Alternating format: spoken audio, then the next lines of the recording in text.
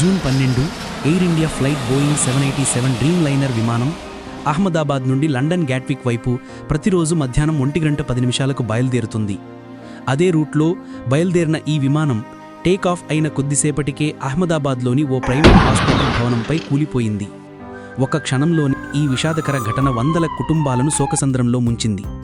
మొత్తం 230 మంది ప్రయాణికులు ఉన్న ఈ విమానంలో 169 మంది భారతీయులు, 53 మంది బ్రిటిష్ పౌరులు, 7 మంది పోర్చుగీస్, 1 కెనడియన్, అలాగే 12 మంది క్రూ సభ్యులు ఉన్నారు.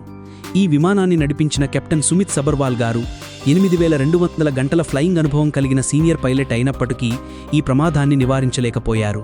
ప్రాథమిక సమాచారం ప్రకారం ఇది ఒక ఇంజిన్ ఫెయిల్యూర్ కావచ్చని అధికారులు భావిస్తున్నారు. ఇప్పటికే డీజీసీఏ విచారణ ప్రారంభించింది. బ్లాక్ బాక్స్ రికవరీ కొనసాగుతోంది.